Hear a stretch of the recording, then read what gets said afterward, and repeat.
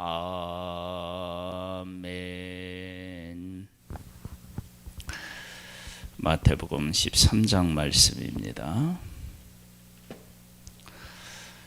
31절로부터입니다.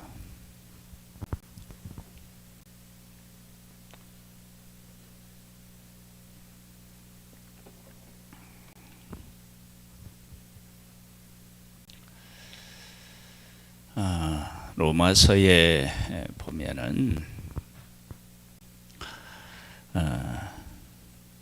하나님께서는 창조하신 이 모든 것에 하나님의 그 신비로운 능력을 다 이렇게 넣어 놓았다, 숨겨 놓았다. 그래서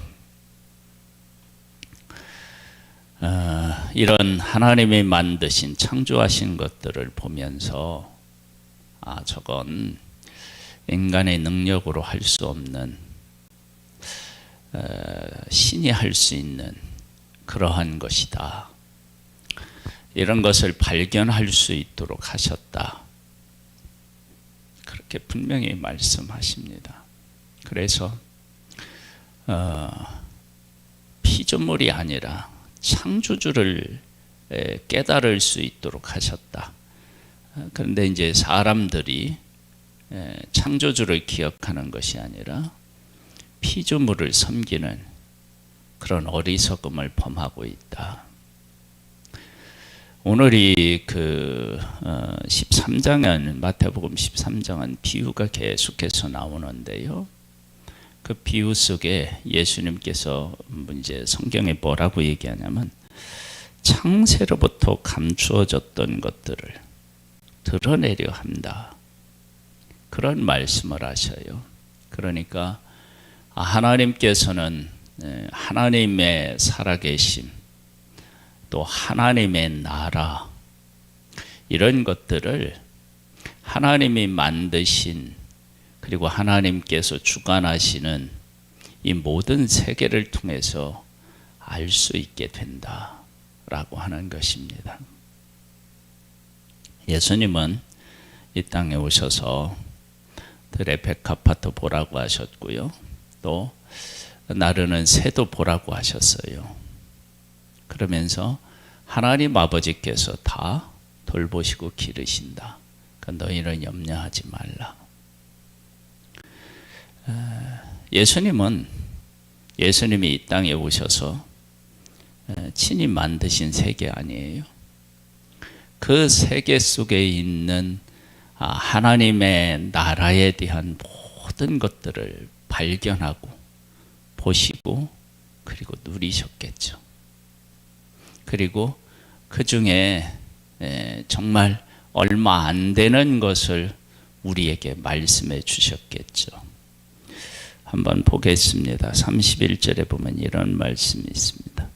또 비유를 들어 이르시되 천국은 마치 사람이 자기 밭에 갖다 심은 겨자씨 하나를 같으니 이는 모든 씨보다 작은 것이로되 자란 후에는 풀보다 커서 나무가 되매 공중의 새들이 와서 그 가지에 깃들이느니라.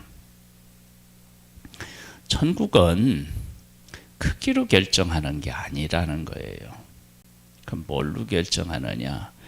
그 안에 있는 생명을, 하나님께서 어떤 생명을 불어넣느냐에 따라서 다르다는 거예요. 그러니까 생명의 문제이다. 생명의 크기의 문제가 아니라 생명의 문제다. 그래서 나라고 하는 한 존재가 비록 부족하고 연약하다 할지라도 예수 그리스도의 생명이 오면 그 예수 그리스도의 생명이 결정하는 거예요. 씨가 작은 거예요. 작은 것은 크기를 얘기하잖아요. 작은데 그 작은 것 안에 나중에 이렇게 이제 싹을 틔우고 자라면 그 어떤 것보다도 클 수 있는 생명을 하나님이 부여하셨고 그 부여하신 것대로 심겨져서 자라면 다른 것보다, 씨가 큰 것보다 더 큰 생명의 역사를 이루어낸다. 그래서 우리는 보통 이제 환경적인 것들에 대한 이야기를 참 많이 해요. 나의 능력에 대한 이야기도 하고요. 우리가 무엇을 가지고 있느냐라고 하는 이야기도 많이 하는데, 하나님의 나라는 그런 나라가 아니고 생명. 하나님께서 나에게 어떤 것을 허락하셨느냐에 따라서 우리의 인생은 결정되는 거예요. 내가 아무리 애를 쓴다고 해서 되는 것이 아니라 하나님이 어떤 생명을 나한테 주셨느냐, 그 문제가 가장 중요하다. 그 다음에 33절에는 또 비유로 말씀하시되 천국은 마치 여자가 가루 서말 속에 갖다 넣어 전부 부풀게 한 누룩과 같으니라. 율법이라고 하는 것을 제대로 깨달아 알고 실천하면 하나님을 사랑하게 되고 이웃도 사랑하게 된다. 그렇게 말씀하셨습니다. 즉 사람만을 위해 살아가지도 않고 하나님만을 위해서 살아가지 않고 우리를 만드신 하나님과 또 하나님의 만드신 피조세계, 이 모든 것들을 다 사랑하게 되어 있고, 나를 사랑하는 사람만 사랑하는 것이 아니라 원수까지도 사랑하게 된다. 그러니까 전부를 부풀게 한다. 그런데 보이지가 않아요. 누룩은 안 보여요. 그런데 전부 부풀게 하고, 그리고 그 전부 부풀게 해서 맛을 내는데, 그것이 어느 하나만을 부풀게 하는 게 아니라 전부의 영향력을 골고루 미치는 것을 보게 됩니다. 그래서 복음이 그 사람 안에 이렇게 들어가면 나의 생각, 나의 판단, 나의 느낌, 이게 죽고 하나님께서 가지고 계시는 마음과 생각, 시각들을 갖게 되는 거예요. 편견이 없는 것. 그래서 고아와 과부도 사랑하고, 또 그 권력 가지고 있는 사람들까지도 품을 줄 아는 그런 사람들. 이게 이제 천국의 모습이에요. 그래서 천국의 모습을 가지고 있지 않은 사람들은 내 생각, 내 판단이 많이 삶에서 작용을 하죠. 그런데 천국에 오면 그런 내 생각, 내 판단이 죽는 거예요. 그래서 하나님의 것으로 채워지죠. 그래서 하나님의 사람들은 하나님도 사랑하고 이웃도 사랑하고, 그리고 이웃도 다양하잖아요. 그 다양한 이웃들을 다 품을 줄 아는 사람으로 그렇게 세워지게 되는 것입니다. 34절로부터 보면 이렇게 말씀하셔서, 예수께서 이 모든 것을 무리에게 비유로 말씀하시고 비유가 아니면 아무것도 말씀하지 아니하셨으니 이는 선지자를 통하여 말씀하신 바 내가 입을 열어 비유로 말하고 창세로부터 감추인 것들을 드러내리라 함을 이루려 하심이라. 우리는 농사를 지을 때 씨마다 언제 뿌리고 언제 수확하느냐가 다른 것들이 있습니다.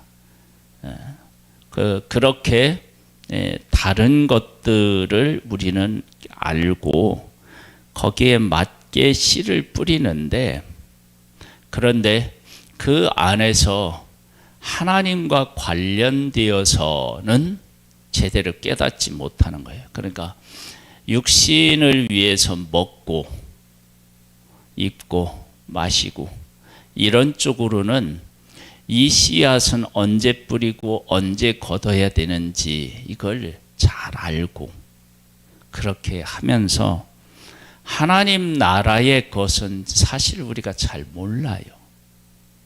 참아야 할 때 화를 내기도 하고요. 화를 내야 할 때 하나님 나라, 예수님도 화를 내셨다고요. 화를 내야 할 때 화내지 못하고 앞으로 가야 할 때 가지 못하는 일들, 이런 일들이 있어요. 우리의 판단 기준은 항상 그런 거예요. 그래서 아무리 추위가 와도 추위를 견디고 열매를 맺어야 되는 것이 있어요.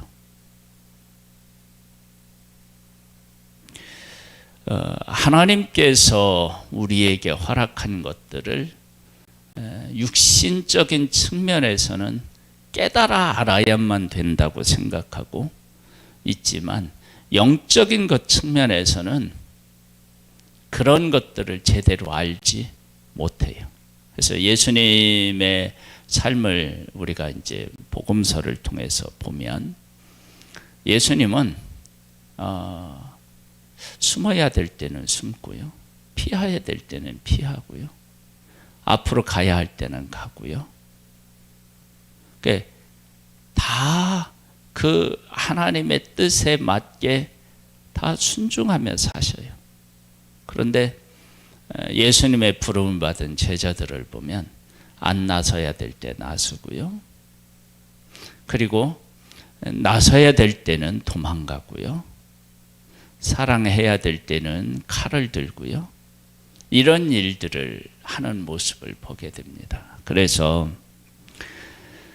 하나님께서는 이 창세로부터 감추어져 있는 어떤 이 세상에 있는 모든 것들의 원리, 원칙, 이런 부분에 대해서 놀라운 것들을 다 그곳에 숨겨놓아서 그곳에서 하나님께서 하신 일, 그리고 지금 하고 계신 일, 그리고 앞으로도 하게 되실 일, 이런 부분에 대해서 다 숨겨놓았어요.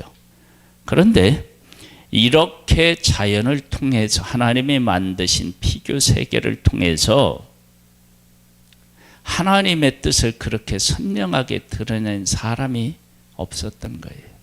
그런데 예수님은 왜 그러느냐, 그렇게 하실 수 있었느냐면, 창조할 때부터 그 안에 하나님께서 하실 일들을 다 이렇게 어떻게 해요? 숨겨 놓으신 거예요. 근데 우리가 그것을 깨닫지를 못하고 발견하지 못한 거예요. 한번 보겠습니다. 이에 예수께서 무리를 떠나서 집에 들어가시니 제자들이 나와 이르되, 밭에 가라지의 비유를 우리에게 설명하여 주소서. 대답하여 이르되, 좋은 씨를 뿌리는 이는 인자요, 밭은 세상이요, 좋은 씨는 천국의 아들들이요, 가라지는 악한 자의 아들들이요. 가라지를 뿌린 원수는 마귀요, 추수 때는 세상 끝이요, 추수꾼은 천사들이니, 그런즉 가라지를 거두어 불에 사르는 것 같이 세상 끝에도 그러하리라. 인자가 천사들을 보내리니 그들이 그 나라에서 모든 넘어지게 하는 것과 또 불법을 행하는 자들에게 거두어내어 풀무불에 던져 넣으리니 거기서 울며 이를 갈게 되리라. 그때에 의인들은 자기 아버지 나라에서 해와 같이 빛나리라. 귀 있는 자는 들으라.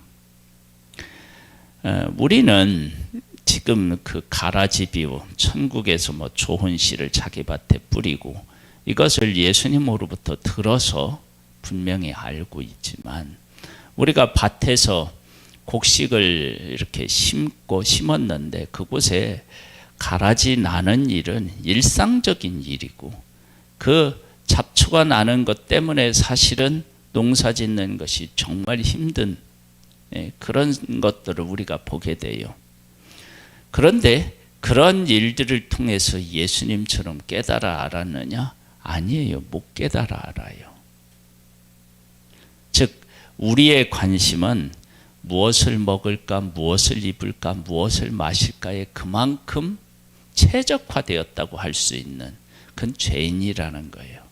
만일 우리가 하나님 앞에서 바르게 서 있다. 그러면 하나님의 만드신 이런 세계를 통해서 하나님께서 다스리는 통치, 기뻐하시는 삶의 원리, 이런 것들을 알게 되는 거예요. 그래서 예수님은 그 사역을 하시면서 공생의 생애를 사시면서 걱정을 안 하시는 거예요. 왜?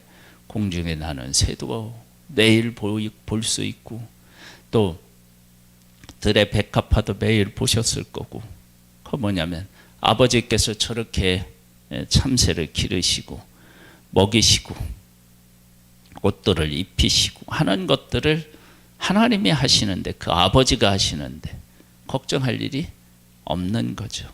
그래서 하나님의 나라는 발견하는 거예요. 발견.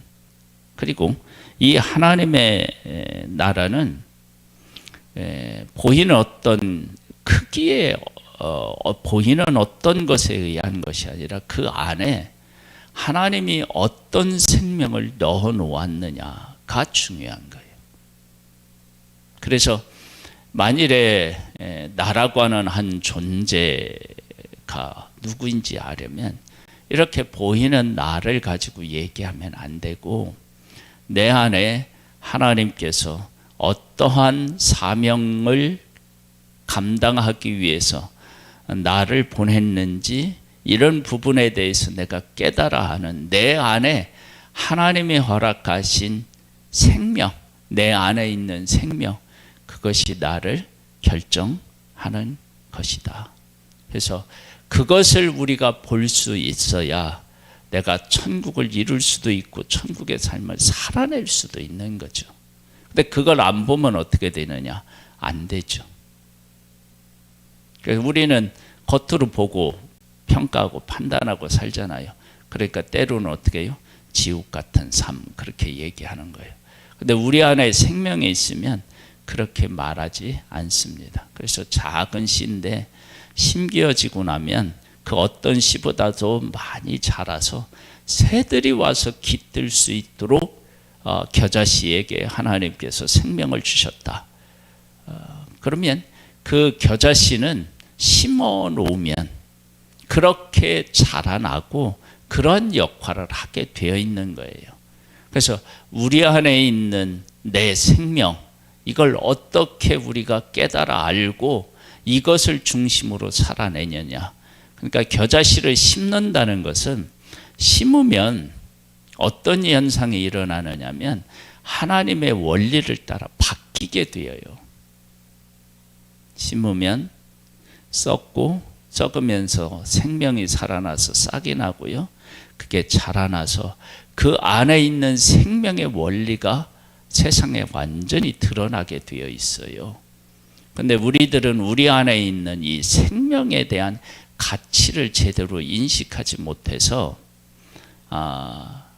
그 썩는 것 자체, 즉 생명을 위해서 나를 부인하고 나를 죽이고 하나님 중심으로 살아가는 일을 못해요.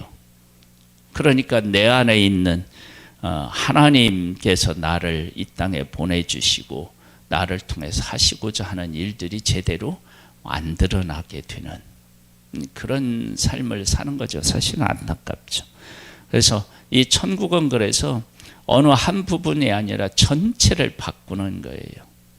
겨자씨가 심겨졌을 때 완전히 모습이 바뀌잖아요. 전부가.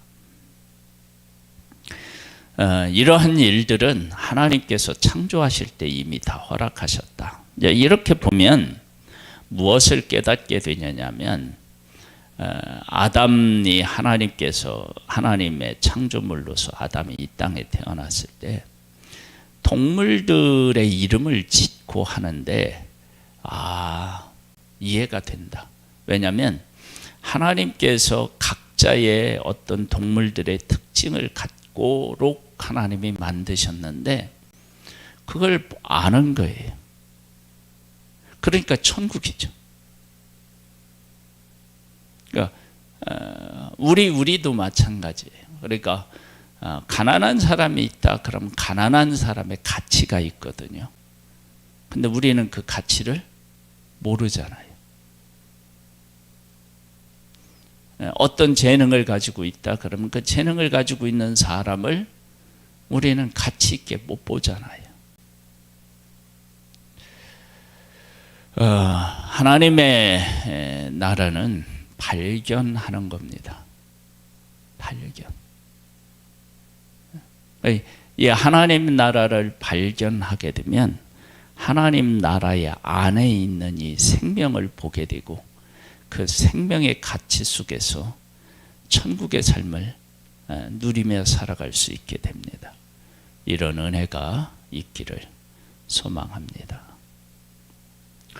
하나님 아버지, 오늘도 귀한 날을 허락해 주셔서 감사드립니다. 천국을 발견하고 그 가운데서 살아가는 복된 삶 되기를 소망합니다. 예수님의 이름으로 기도드립니다. 아멘. 하늘에 계신 우리 아버지여, 이름이 거룩히 여김을 받으시오며 나라에 임하옵시며 뜻이 하늘에서 이룬 것 같이 땅에서도 이루어지리이다. 오늘날 우리에게 일루할 양식을 주옵시고 우리가 우리에게 죄 지은 자를 사하여 준 것 같이 우리 죄를 사하여 주옵시고 우리를 시험에 들게 하지 마옵시고 다만 악에서 구하옵소서. 대개 나라와 권세와 영광이 아버지께 영원히 있사옵나이다. 아멘.